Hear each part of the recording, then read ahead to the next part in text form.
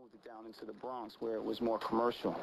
And it was really, really successful. We got an auto car garage, converted it, and had major celebrities coming through. It was a really telling time, making a lot of money and really growing our business.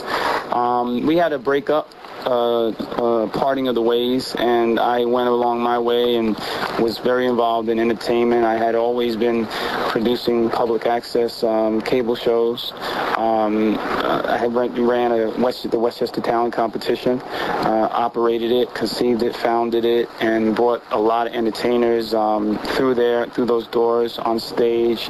They performed. They brought their families and friends. If you remember the Palace Entertainment Complex, right. I used to have the shows every week, sometimes twice a week. And then what we did was we videotaped them. And then from the videotape, I took it to television, cable television, and I learned the editing process on my own. Some people taught me as well. And then I kind of took it on my own. That's what I meant to say. And I made a TV show. And then I syndicated that show and put it in more than just Westchester, sent it out, syndicated it in other states and areas. So people became more and more familiar with me. From that, we developed a magazine. Actually, a more popular TV show first, because I actually brought celebrities in, people like Shaka Khan and Nancy Wilson, and you name it, I had them on my show. And then we developed a magazine from the TV show, and that's where I got in trouble. You want to take a commercial break? Well, that might be we'll talk about this trouble, because it was a big one. We're talking to Relentless Aaron, and Conversations with the Mayor will continue right after the break. From the historic city of New, this is WVOX, the flagship station of Whitney Radio.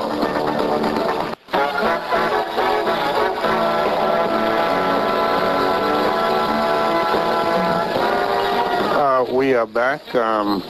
This is Conversations with the Mayor. This is Ernie Davis, Mayor of the great city of Mount Vernon. You can reach us at 636-0110, or you can listen live at WVOX.com. We're talking to Relentless Aaron. He was, for those who knew him in his former life, he was DeWitt Gilmore. And we were talking before the break, we were talking about his bodacious venture into the world of whatever.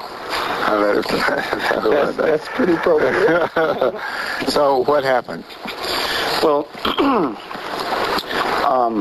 on my own, I published a magazine called The Superstar.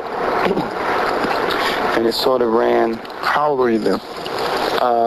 Superstar was doing in 1989, 1990, so that would make me, 14? No. I was probably in my late 20s. Mm-hmm. And I published a magazine called The Superstar, which was it ran neck and neck with the TV show, so I kind of fed off the TV show. So my advertisers that advertised saw my face on TV, and they created a reference, so people felt comfortable and encouraged to sponsor this magazine. And from 16 or 18 pages, it grew to 32, and from 32 it grew to 60. It just kept growing, and with content. And the publication was free. And it was a publication that I wanted to incorporate urban businesses, because I felt that the publications that were out there were not really embracing urban businesses. Businesses that are startups, businesses that are like barbershops and beauty salons, that are really part of the fabric of what makes us tick day to day, and helps us tick day to day. And so I would do interviews with business owners. I would go in and bring attention to various issues that they had going on. And so the publication grew with content. And then, of course, as I said, since I had the Superstar TV show, I would actually, the interviews that I did with the Brandys and the Brian McKnights and etc., I would basically that interview would be for two mediums. It would be for the TV show. It would be for the magazine. So I was able to resource, so to speak. And again, it kept growing. And I remember the circulation going to 20 and 30,000, and the bills just got tremendous. The demand was high. People were grabbing the magazine off of the out of the restaurants, beauty salons, etc. They were grabbing this thing, but the revenue wasn't keeping up with the printing costs. So one thing led to another, and there was an overdraft in my bank account. It was a tremendous overdraft, actually. And how much was the overdraft? The overdraft was over 100 grand. Yeah, that's a little bit over. And I understand overdrafts now, but at the time, all I saw was $100,000 in my account. You understand? Uh-huh. And not really looking at the long term, not really looking at checks and balances.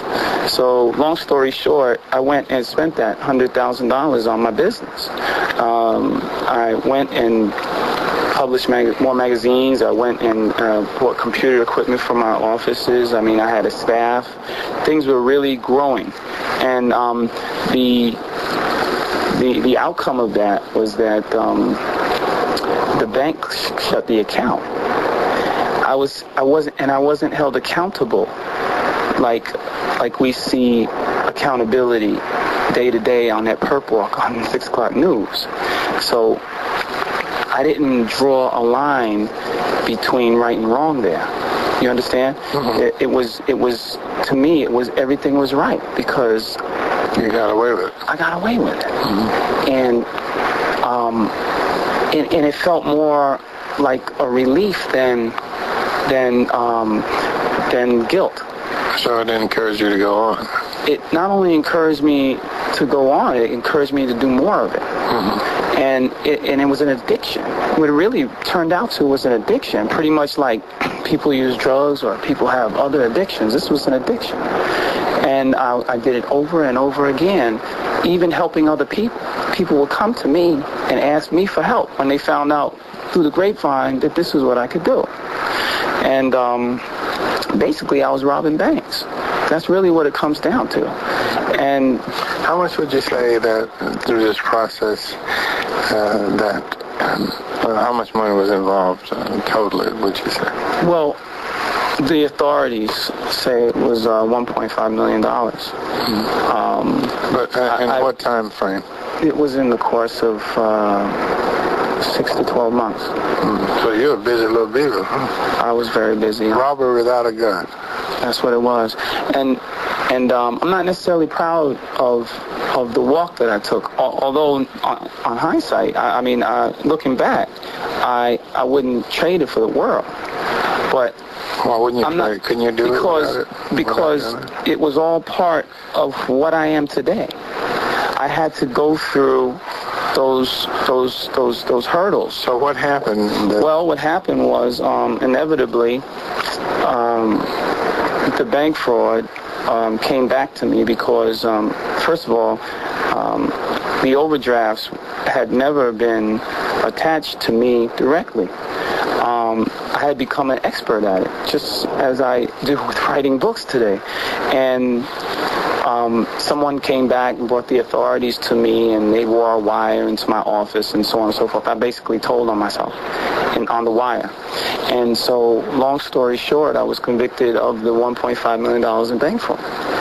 Now, they couldn't charge me with the $1.5 million in bank fraud.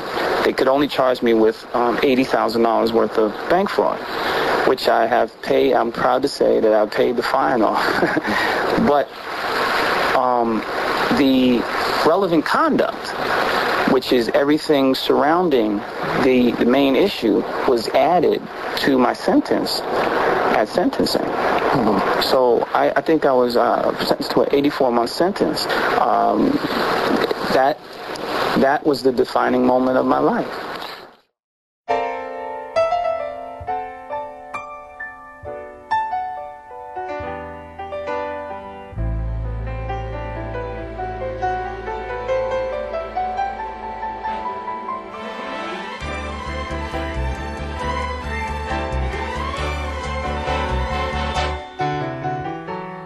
I'm gonna you my wife.